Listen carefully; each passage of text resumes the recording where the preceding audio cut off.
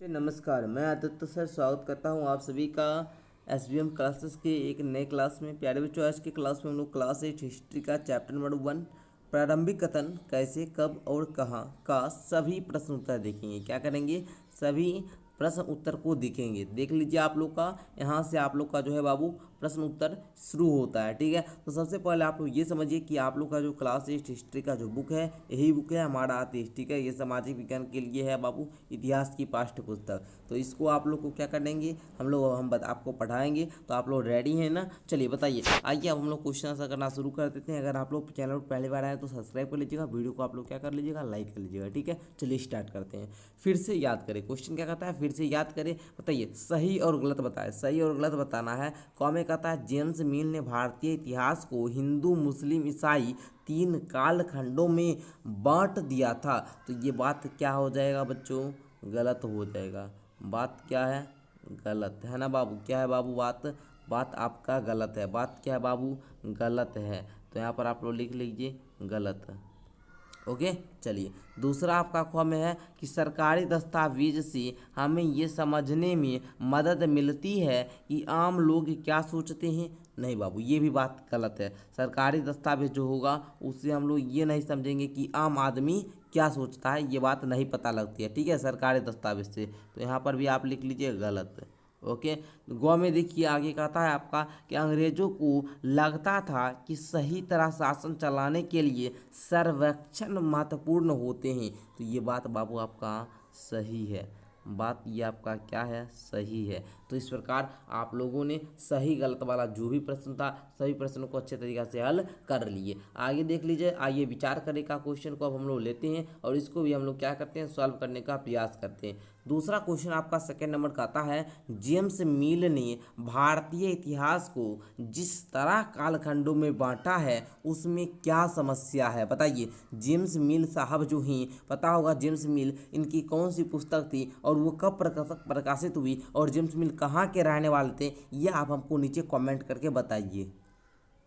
तो बच्चों आप लोग उत्तर में क्या लिखिएगा, ध्यान से समझिएगा। लिखिएगा कि जेम्स मिल ने अपनी पुस्तक को 3 अवधियों में विभाजित किया। ठीक है, अर्थात हिंदू, मुस्लिम और ब्रिटिश। हिंदू, मुस्लिम और ब्रिटिश भारतीय इतिहास के अपने पूर्वाग्रही संस्करण के अनुसार ब्रिटिश शासन प्रगति और सभ्यता की सभी ताकतों का प्रतिनिधित्व करता है, जबकि ब्रिटिश शासन से पहले का जो अवधि है अंधकार, अज्ञानता, निरंकुशता, धार्मिक असहिष्णुता, जातिगत वर्जनाओं, अंधविश्वासों आदि का प्रतिनिधित्व करती है। मिल के दृष्टिकोण की कई समस्याएं हैं जो जेम्स मिल है ना बाबू, जेम्स मिल की दृष्टिकोण की कई समस्या है जो कारणों से स्वीकार्य नहीं है। पहला लिखिएगा, मिल द्वारा हिंदू, जेम्स मिल द्वारा मतलब बाबू, मिल मतलब जेम्स मिल, ठीक है ना। जेम्स मिल द्वारा हिंदू और मुस्लिम के रूप में वर्गीकृत अवधियों में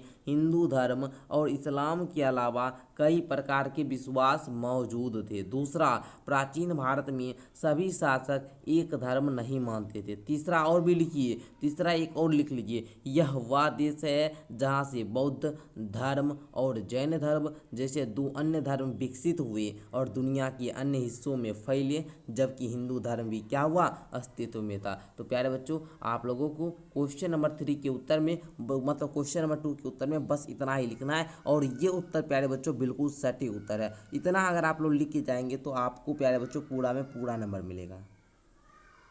नेक्स्ट क्वेश्चन नंबर 3 आप लोग के सामने है। आज क्वेश्चन कहता है कि अंग्रेजों ने सरकारी दस्तावेजों को किस तरह सुरक्षित रखा। उत्तर लिखना सभी बच्चे शुरू करेंगे। लिखेंगे, अंग्रेज महत्वपूर्ण आधिकारिक दस्तावेजों को सुरक्षित रखते थे क्योंकि ये रिकॉर्ड के रूप में काम करते थे। अधिकारी क्या सोचते थे, उनकी क्या रुचि थी और उनकी क्या इच्छा थी, अंग्रेजों के अनुसार लिखना बोलने से ज़्यादा महत्वपूर्ण था। लिखना जो है बाबू बोलने से ज़्यादा महत्वपूर्ण था, क्योंकि अभिलेखागार और संग्रहालय में मौजूद दस्तावेजों का उपयोग बहुत बाद में अध्ययन या बहस के लिए किया जा सकता था। ये किसी मामले पर पहले लिए गए किसी निर्णय या कार्रवाई की जानकारी या सबूत के रूप में भी काम कर सकते हैं। तो बच्चों बस आपको ये अंग्रेज जो थे अधिकारी दस्तावेज को क्यों सुरक्षित रखते थे, बस आपको इतना ही उत्तर में लिखना है। क्लियर? तो बताइए यस सर क्लियर है, एक बार बता दीजिए तो यस सर क्लियर है। ओके, आगे बढ़िए, क्वेश्चन नंबर 4 को आप लोग के सामने ला चुके हैं हम। तो चलिए क्वेश्चन नंबर 4 का उत्तर मैं आपको बताता हूँ, और वो भी बहुत आसान शब्द में। बहुत सारे बच्चे बोलते हैं सर इतिहास में बड़ा बड़ा उत्तर बहुत सारे लिखा देते हैं तो हमको क्या याद करने में दिक्कत होता है। मैं आपको इसका उत्तर बहुत ही आसान शब्दों में बताता हूँ। जैसे इतिहासकार पुराने अखबारों से जो जानकारी जुटाते थे वह पुलिस रिपोर्टों में उपलब्ध जानकारी से किस तरह अलग होती थी। तो बच्चों इसके उत्तर में आप लोग क्या लिखिएगा, थोड़ा ध्यान से समझिएगा, बस इतना ही उत्तर में लिखना है। तो लिखिएगा उत्तर में, इतिहासकार पुराने अखबारों से जानकारी जुटाते हैं जो कि समाज, संस्कृति और घटनाओं का विस्तृत चित्र प्रस्तुत करती है, जबकि पुलिस रिपोर्टों आमतौर पर अपराध और कानून व्यवस्था से संबंधित होती है। सर्वेक्षणों के माध्यम से कंपनियों और सरकारें जनसांख्यिक और रुचियों की जानकारी प्राप्त करते हैं। बस आपको क्वेश्चन नंबर 4 के उत्तर में इतना ही लिखना है। इतना अगर लिख दिए तो बाबू आपको पूरा में पूरा नंबर मिल जाएगा। ओके, आइए आगे हम लोग बढ़ते हैं, क्वेश्चन नंबर 5 को लेते हैं। क्वेश्चन नंबर 5 कहता है, आइए करके देख, अब इसको आपको करके देखना है।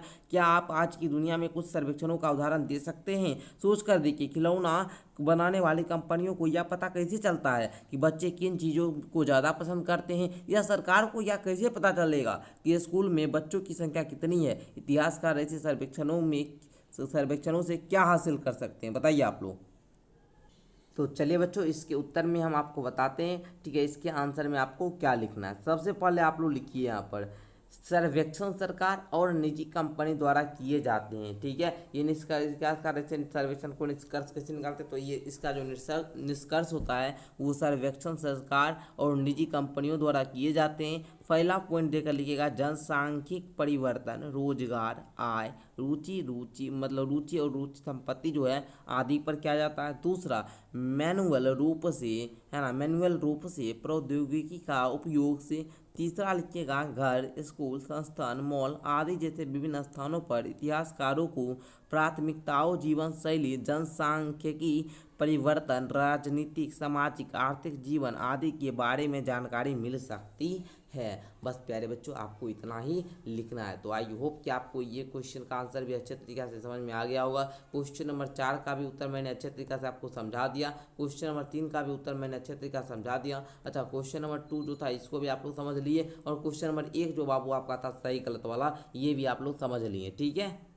तो इस प्रकार आप लोग का ये जो बाबू अध्याय है इसका सारा प्रश्न उत्तर क्या होता है, क्लियर होता है, ठीक है। तो हम लोग मिलते हैं नेक्स्ट क्लास के साथ, तब तक के लिए धन्यवाद। आप लोग इसी प्रकार से मेरे डेली क्लास में आते रहिए, और मेरा डेली क्लास शाम में 6 बजे होता है, आपको पता होगा। क्लास 8 का मैथ भी पढ़ाते हैं, क्लास 8 का हिंदी भी पढ़ाते हैं, क्लास 8 इंग्लिश भी पढ़ाते हैं, ऑल सब्जेक्ट कहने का मतलब हम पढ़ाते हैं क्लास 8 का। अगर आप लोगों को प्यारे बच्चों क्लास 8 का ऑल सब्जेक्ट का क्वेश्चन आंसर का PDF वगैरह लेना है तो आपको मात्र 299 रुपया में हम क्या करते हैं, ऑल सब्जेक्ट का क्वेश्चन आंसर का PDF देते हैं, और प्लस में क्या देते हैं, साइंस और सोशल साइंस का नोट्स देते हैं, ठीक है। इसका फी है बाबू 299। लेने के लिए क्या करना पड़ेगा, डिस्क्रिप्शन में दिए गए माई ऐप के लिंक पर, है ना, माई ऐप ऐसे लिंक दिया गया होगा, इस लिंक पे क्लिक करके आप लोग को इंस्टॉल कर लेंगे, और वहाँ से आप लोग क्या करेंगे, कोर्स को ले सकते हैं। धन्यवाद बच्चों, मिलते हैं नेक्स्ट क्लास के साथ।